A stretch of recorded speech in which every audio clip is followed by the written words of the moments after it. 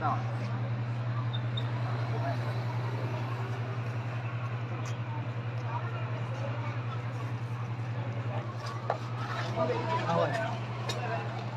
right, right, quick march.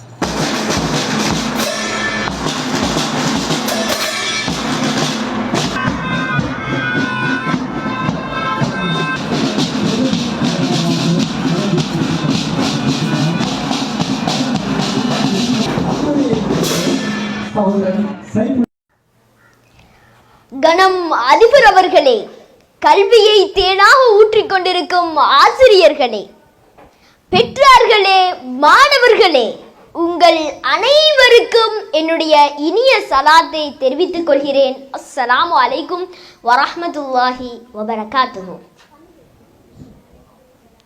இங்க சத்தத்தை காணலையே, சத்தமா சொல்லுங்க பாப்போம். சலாத்துக்கு பதில் நான் குர்னையிலேருந்து உங்களோட சலாத்தினுடைய உற்சாகத்தை பார்க்கறதுக்காக தான் வந்திருக்கிறேன்.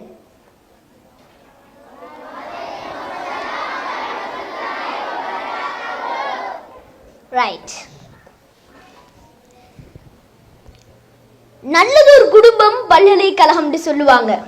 இங்க ஒரு குடும்பம் இல்ல, நிறைய குடும்பங்களுக்கு மத்தியில உங்களை நான் சந்திச்சதுல எனக்கு மிச்சம் சந்தோஷம். அல்ஹம்துலில்லாஹ். அல்லாஹும்ம ஸல்லி அலா முஹம்மத்.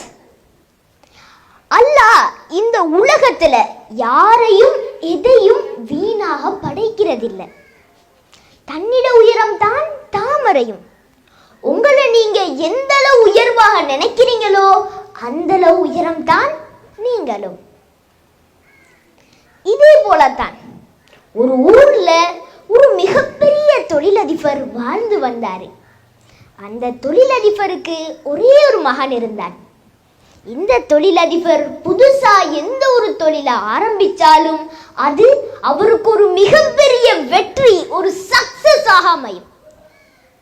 இதனால இத பார்த்த இந்த தொழிலதிபருடைய மகன், நானும் என்னுடைய தந்தை போலவே ஒரு மிகப்பெரிய வெற்றியாளனாகணும் அப்படின்னு சொல்லி ஆசைப்பட்டான். ஆனா அந்த இளைஞன் தொடர்ந்து எல்லா விஷயங்கள்லையும் தோல்வி அடைஞ்சு கொண்டே இருந்தான். இதனால இவனை சுத்தி இருக்கிறவங்க இவன் ஒரு கோமாளியாக, ஒரு முட்டாளாக பார்க்க தொடங்கினாங்க. இதை தாங்க முடியாத அந்த இளைஞன் ஒரு நாள் மனம் உடைந்து அழுது கொண்டிருந்தான். இதை பார்த்த அந்த தொழிலதிபர் தன்னுடைய மகன் கிட்ட வந்து என்ன நடந்துச்சுன்னு சொல்லி விசாரிக்கிறார். அந்த நேரம் இந்த இளைஞன் தன்னுடைய உள்ளத்தில் இருந்த கவலைகள் எல்லாத்தையும் கொட்டி தீர்த்தான். நான் ஒரு கோமாளி, நான் எதுக்குமே லாய்க்கில்லைன்னு சொல்லி புலம்பிக் கொண்டே இருந்தான். இதை கேட்ட அந்த தொழிலதிபர் தன்னுடைய மகனை எப்படியாவது சமாதானப்படுத்த நினைக்கிறார். ஆனா அவரால் அவருடைய மகனை சமாதானப்படுத்த முடியல. கடைசியில சொல்றாரு, இதுக்கு ஒரு தீர்வு இருக்குது. இதை கேட்ட அந்த இளைஞன் தன்னுடைய உள்ளத்தில் இருக்கிற கவலைகள் எல்லாத்தையும் விட்டுட்டு இதுக்கு என்ன தீர்வு உண்டு அதுல ஆர்வம் காட்ட தொடங்கினான். இதை கேட்ட அந்த தொழிலதிபர் சொல்றாரு, இந்த தீர்வு சொல்றதுக்கு முன்னாடி ஒரு நிபந்தனை. இளைஞன் கேட்டான், என்ன நிபந்தனை சொல்லுங்க. அதுக்கு அந்த தந்தை சொல்றாரு, 3 நாளைக்கு நான் சொல்றத மட்டும்தான் நீ செய்யணும், திரும்பி கேள்வி எல்லாம் கேட்க கூடாது. இந்த இளைஞனும் இந்த நிபந்தனைக்கு ஒத்துக்கொள்றான். அடுத்த நாள் காலையில இந்த தொழிலதிபர் தன்னுடைய மகனை கூப்பிடுறாரு. தன்னுடைய மகனை கூப்பிட்டு தன்னுடைய குடும்ப பொக்கிஷமாக இருந்த ஒரு கல்லை தன்னுடைய மகண்ட கையில கொடுத்துட்டு சொல்றாரு, இதை கொண்டு போய் ஒரு மீன் தொட்டி வியாபாரி கிட்ட காட்டி இதனுடைய விலையை விசாரிச்சுட்டு வா.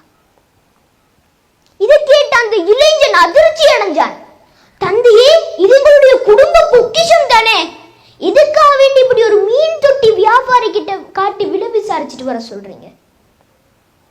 அதுக்கு அந்த தந்தை சொல்றாரு, நான் சொல்றத மட்டும் நீ செய். இதை கேட்ட அந்த இளைஞன் அமைதி அடைகிறான். அந்த கல்லை கொண்டு போய் ஒரு மீன் தொட்டி வியாபாரி கிட்ட காட்டுறான். காட்டி சொல்றான், நான் இந்த கல்லை விற்க விரும்புறேன், இதுக்கு நீங்க இவ்வளவு தருவீங்க. இதை எடுத்து பார்க்கிறார் அந்த மீன் தொட்டி வியாபாரி. எவ்வளவு அழகான கல்லு, இதை தொட்டி உள்ளுக்கு வச்சா அந்த தொட்டிக்கே இந்த கல் அழகு சேர்க்கும். இதுக்கு நான் 1000 ரூபாய் தாரேன், இந்த கல்லை எனக்கே தந்துரு அப்படின்றாரு. இதுக்கு அந்த இளைஞன், இல்லை நான் இந்த கல்லை விற்கலன்னு சொல்லிட்டு அந்த கல்லை எடுத்துக்கொண்டு திரும்ப தன்னுடைய தந்தை கிட்ட போறான். தந்தை கிட்ட போய் சொல்றான், தந்தையே, இந்த மீன் தொட்டி வியாபாரி இதுக்கு 1000 ரூபாய் தாரதாக சொன்னார். இதை கேட்ட தந்தை இதுக்கு எந்த ஒரு பதிலுமே சொல்லல. அந்த கல்லை வாங்கி பத்திரமா எடுத்து வச்சிடுறாரு. அடுத்த நாள் காலையில திரும்பவும் தன்னுடைய மகனை கூப்பிட்டு அதே கல்லை கொடுத்து இதை கொண்டு போய் ஒரு வெள்ளி மோதிர வியாபாரி கிட்ட காட்டி இதனுடைய விலையை விசாரிச்சுட்டு வா அப்படின்னு சொல்றாரு. இந்த இளைஞனும் சரி என்று சொல்லிட்டு அந்த கல்லை கொண்டு போய் ஒரு வெள்ளி மோதிர வியாபாரி கிட்ட காட்டி சொல்றான், நான் இந்த கல்லை விற்க விரும்புறேன், இதுக்கு நீங்க எவ்வளவு தருவீங்க? இதை எடுத்து பார்க்கிறார் அந்த வெள்ளி மோதிர வியாபாரி. எவ்வளவு அழகான கல்லு, இதை நான் சின்ன சின்ன துண்டுகளாக உடைச்சி நிறைய மோதிரங்கள்ல பதிச்சு கொள்ளுவேன், இதுக்கு நான் 10,000 ரூபாய் தாரேன், இந்த கல்லை எனக்கே தந்துரு அப்படின்றாரு. அதுக்கு அந்த இளைஞன், இல்லை நான் இந்த கல்லை விற்கலன்னு சொல்லிட்டு அந்த கல்லை எடுத்துக்கொண்டு திரும்பவும் தன்னுடைய தந்தை கிட்ட போய் சொல்றான், தந்தையே, இந்த வெள்ளி மோதிர வியாபாரி இதுக்கு எவ்வளவு தரதாக சொன்னாரு? 10,000 ரூபாய் தரதாக சொன்னாரு. இதை கேட்ட அந்த தந்தை இதுக்கும் எந்த ஒரு பதிலுமே சொல்லல. அந்த கல்லை வாங்கி பத்திரமா எடுத்து வைக்கிறாரு. இந்த இளைஞனுக்கு ஆரம்பத்திலிருந்து எதுவுமே புரியல.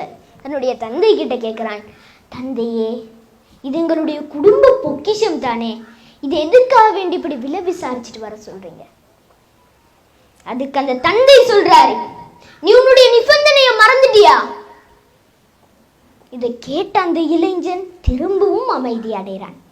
அடுத்த நாள் காலையில திரும்பவும் தன்னுடைய மகனை கூப்பிட்டு அதே கல்லை கொடுத்து ஒரு வைர வியாபாரி கிட்ட அனுப்பி வைக்கிறார். யார்கிட்ட அனுப்பி வைக்கிறாருன்னு சொல்லுங்க பாப்போம். வைர வியாபாரி கிட்ட அனுப்பி வைக்கிறார். இந்த இளைஞனும் அந்த கல்லை வைர வியாபாரி கிட்ட காட்டி சொல்றான், நான் இந்த கல்லை விற்க விரும்புறேன், இதுக்கு நீங்க எவ்வளவு தருவீங்க? இதை எடுத்து பார்த்த வைர வியாபாரி அதிர்ந்து போனாரு. இந்த அரிய வகை பொக்கிஷம் உனக்கு எங்க இருந்து கிடைச்சிச்சு? வீட்டுக்கு போய் பெரியவங்க அழைச்சு கொண்டு வா, இதுக்கு நான் 5 கோடி தாரேன்னு சொன்னாரு. இதை கேட்ட அந்த இளைஞனும் சரின்னு சொல்லிட்டு அந்த கல்லை எடுத்துக்கொண்டு தன்னுடைய தந்தை கிட்ட போறான். தந்தை கிட்ட போய் சொல்றான், தந்தையே, இந்த வைர வியாபாரி இதுக்கு 5 கோடி தாரதாக சொன்னாரு, இதை நாங்க அவருக்கே வித்துடுவோமா? இதை கேட்ட அந்த தந்தை சிரிச்சு கொண்டு சொன்னாரு, இல்ல மகனே, இந்த கல்லை நாங்க 5 கோடி இல்ல 50 கோடிக்கு வேண்டாலும் இது எங்களுக்கு விற்க இயலும், இது எங்களுடைய குடும்ப பொக்கிஷம். இப்ப சொல்லு மகனே, இந்த கல்லு பெருமதியற்றதா? இல்லைன்னு சொன்னா இதை வச்சிருக்கிறவங்க இதனுடைய பெருமதியை குறைச்சி எடை போடுறாங்களா? பிறகு அந்த இளைஞன் சொன்னான், நிச்சயமாக இந்த கல்லு பெருமதியானது தான், ஆனா இதை வச்சிருக்கிறவங்க தான் இதனுடைய பெருமதியை குறைச்சி எடை போடுறாங்க. இதை கேட்ட அந்த தந்தை சொன்னாரு, அதே போலத்தான் நீ பெருமதியானவன் தான், ஆனா உன்னை சுத்தி இருக்கிறவங்க உன்னுடைய பெருமதியை குறைச்சி எடை போடுறாங்க. எப்ப உன்னுடைய பெருமதியை நீ உணர்றியோ அப்பதான் நீ ஒரு பொக்கிஷமாக மாற இயலும். தன்னுடைய தந்தையினுடைய அறிவுரையை கேட்ட அந்த இளைஞனுக்கு ஒரு தெளிவும் ஒரு உறுதியும் கிடைச்சிச்சு. இதே போலத்தான் உங்களுடைய பிள்ளைகள் மீன் தொட்டி கல்லா இல்லைன்னு சொன்னா அரிய வகை பொக்கிஷமான்னு சொல்லி தீர்மானிக்கிறது பெற்றோர்களாகிய நீங்க தான். தன்னிட உயரம் தான் தாமரையும். நீங்க உங்களுடைய பிள்ளைகளை எந்த அளவு உயரத்துக்கு கொண்டு போறீங்களோ அந்த அளவு உயரம் தான் உங்களுடைய பிள்ளைகளும். முடிவுகளுக்கு முக்கியத்துவம் அளிக்காமல் முயற்சிக்கு முக்கியத்துவம் அளியுங்கள், வெற்றி நிச்சயம் கிடைக்கும். முடியாது என்று சொல்வது மூட நம்பிக்கை, முடியுமா என்று கேட்பது அவநம்பிக்கை, முடியும் என்று சொல்வதே தன்னம்பிக்கை. மற்றவர்கள் தூர் மீது ஏறி தன்னை உயரமாக காட்டிக் கொள்வதை விட தனித்து நின்று தன் உண்மையான உயரத்தை காட்டுவதே தன்னம்பிக்கை. எரிகின்ற நெருப்பு கொண்டுதான் இருக்கிறது. முடியும் வரை முயற்சி செய்யுங்கள். உங்களால் முடியும் வரை அல்ல, நீங்கள் நினைத்ததை முடிக்கும் வரை. மலையை பார்த்து மலைத்து விடாதீர்கள். மலை மீது ஏறினால் அதுவும் உங்கள் காலடியில். உங்கள் திறமைகளின் மட்டத்திற்கு உங்கள் இலக்குகளை குறைக்காதீர்கள். மாறாக உங்கள் இலக்குகளின் உயரத்திற்கு உங்கள் திறமைகளை உயர்த்துங்கள். கடலில் கல்லெறிந்தால் கடலுக்கு வலிப்பதில்லை, மாறாக அந்த கல்தான் காணாமல் போகும். விமர்சனங்கள் வரும்போது கடலாக இருங்கள், வலிகள் காணாமல் போய்விடும். நீங்கள் எதுவாக மாற விரும்புகிறீர்களோ அதுவாகவே மாறிவிடுவீர்கள்.